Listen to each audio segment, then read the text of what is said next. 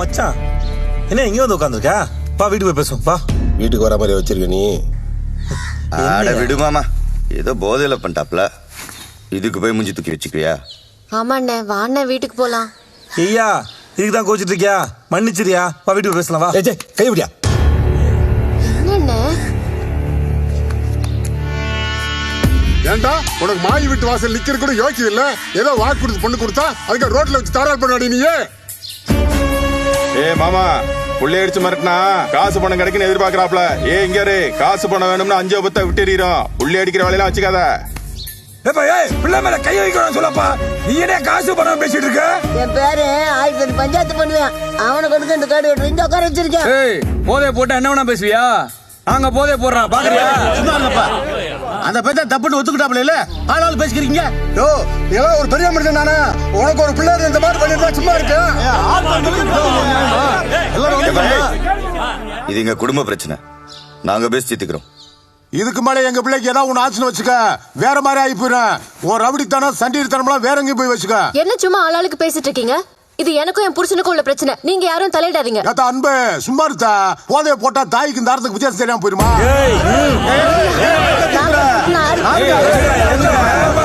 நீ சுமாரு அண்ணன், எல்லாரும் பிரச்சனை பெருசாக்கிட்டு இருக்காங்க. நீ பாத்துட்டே இருக்க. எல்லாரும் வாய் மூட சொல்லு. ஏய் முதல்ல நீ வாய் மூடு. நான் எதுக்கு வாய் மூடணும்? முதல்ல அவங்கள மூட சொல்லு. ஏய் வாய் மூடு சொல்லிட்டு.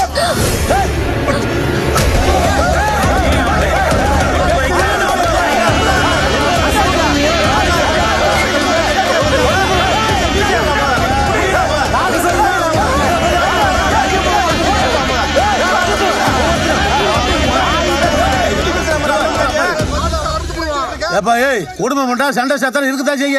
இப்படி ஆளாவுக்கு மீசை முறி தெரிஞ்சா என்ன அர்த்தம்? எதுவா இருந்தாலும் 10 நாள் கழிச்சு நல்லபடியா பேசி முடிவெடுப்போம். அது வரைக்கும் எல்லாம் அமைதியா போங்க. யார் சொல்லியும் கேட்காம உனக்கு பொண்ணு கொடுத்தேன் பாரு. எப்பத்தி செருப்பால் அடிச்சுக்கணுமே.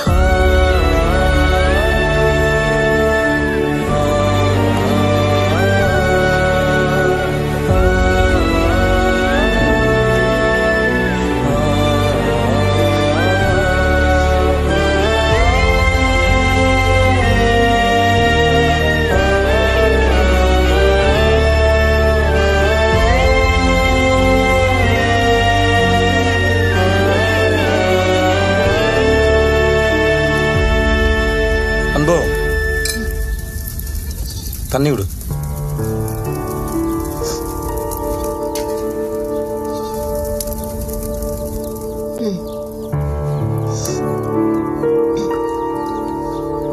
அன்போ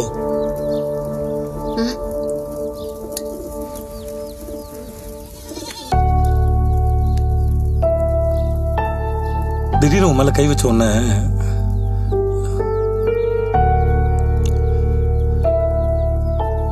எனக்கு என்ன சொன்னாலும் நான் பண்ண தப்பு. எனக்கு என்ன பண்றது தெரியல.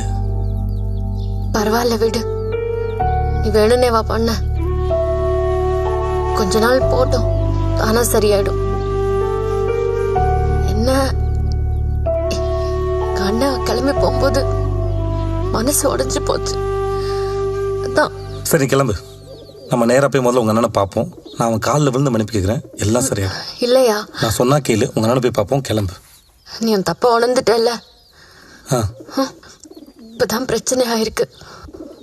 கொஞ்ச நாள் ஆறப்போடு. இப்ப போய் ஏதாவது பேசி பிரச்சனை பெருசாயிடுச்சுன்னா கஷ்டமா போயிடும். சொன்னா கேளியா? இல்ல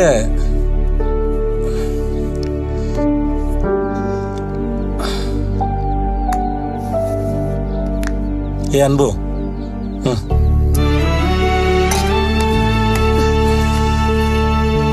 உனக்கு என்ன அடிக்கணும், சண்டை போடணும், என்ன திட்டுன்னு எதுவுமே தோணலையா?